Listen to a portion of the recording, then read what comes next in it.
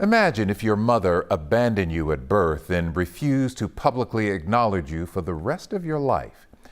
It happened to my friend and CBS News Saturday morning anchor Michelle Miller. She's the daughter of an African-American father and an Hispanic woman. Her mother knew her family would not approve of the relationship with a black man. She never told her family about Michelle. So Michelle decided to write a book about it all.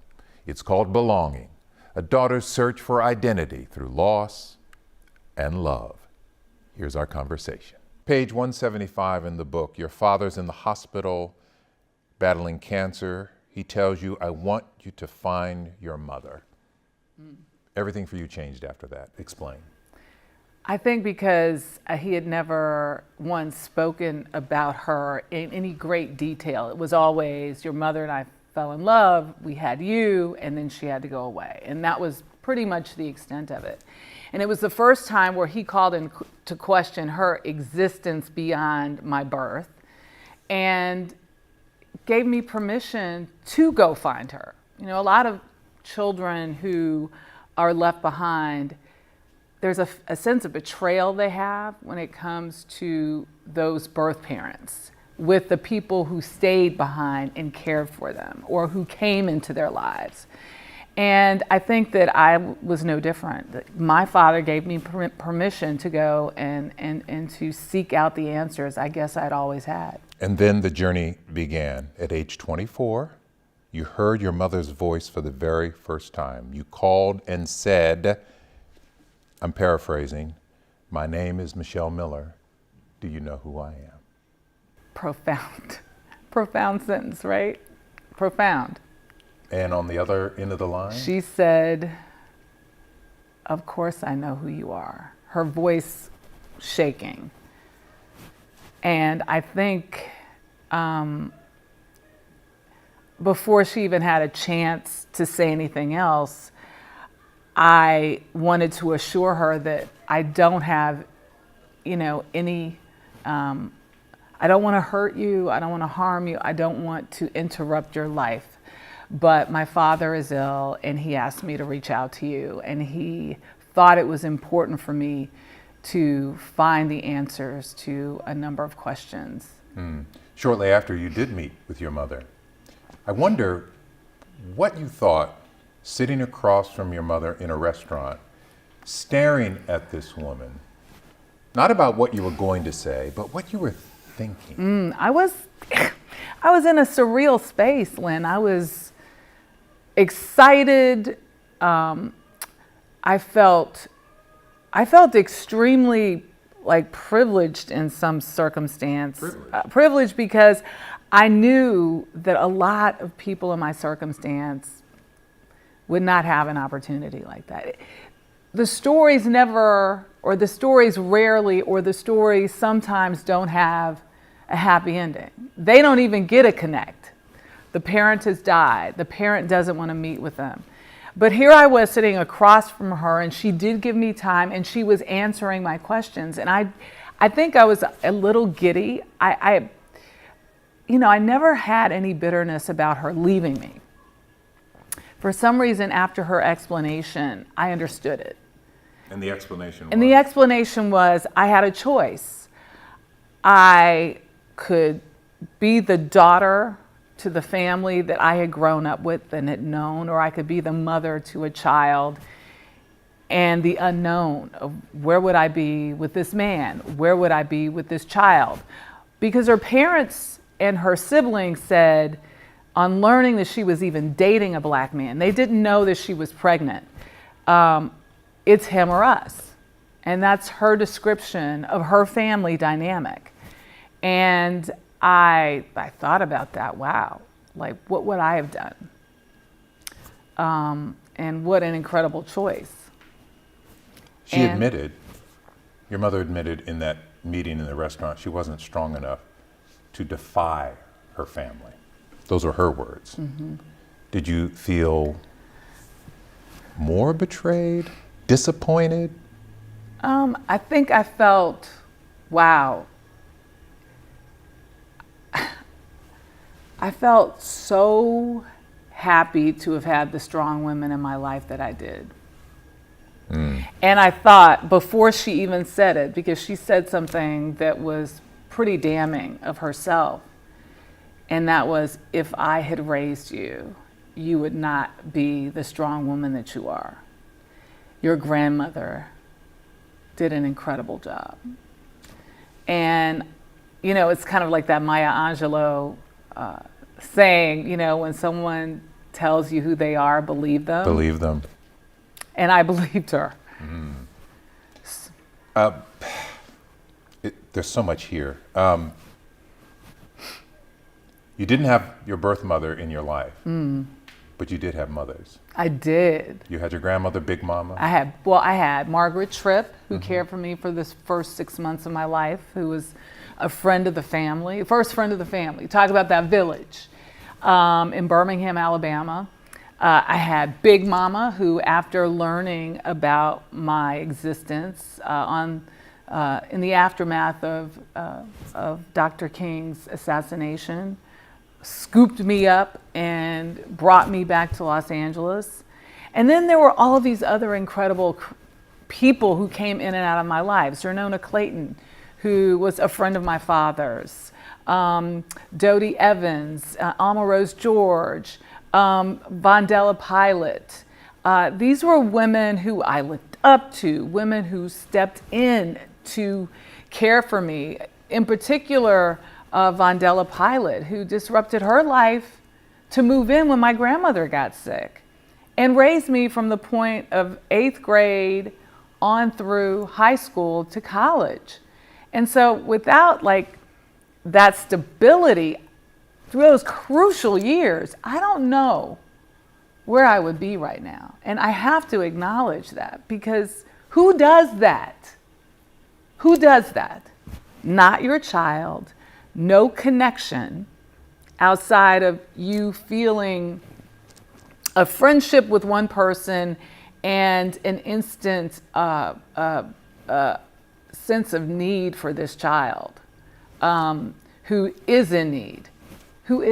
And sometimes people need to be needed.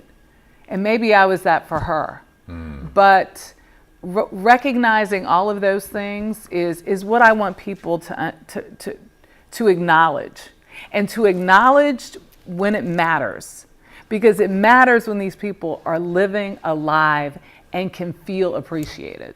After that first meeting with your mother, you called periodically. You called when your father passed away. You called when you were getting married. You, in fact, sent her an invitation to your wedding. You called when you were having children. You called.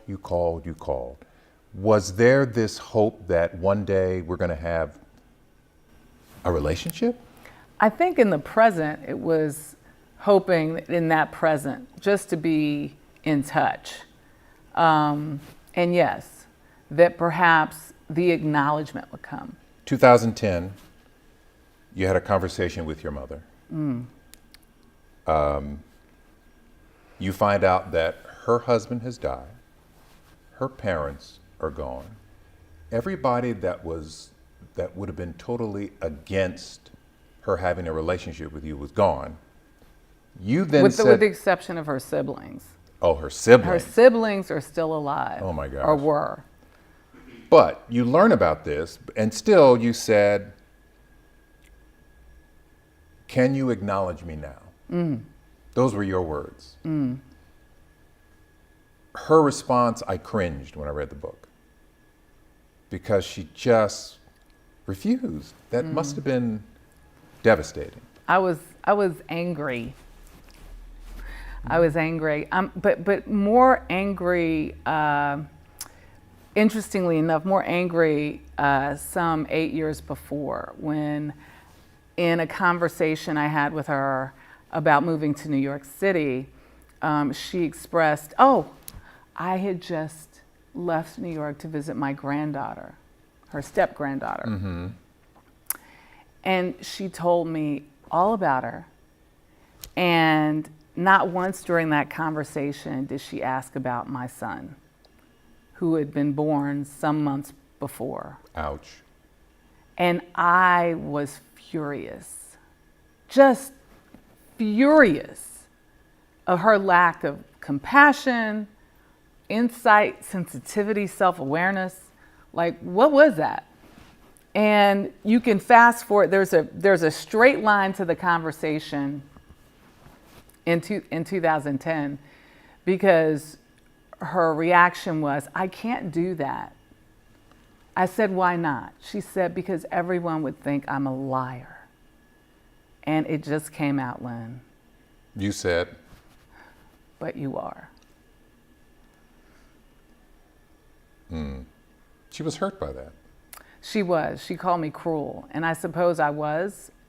And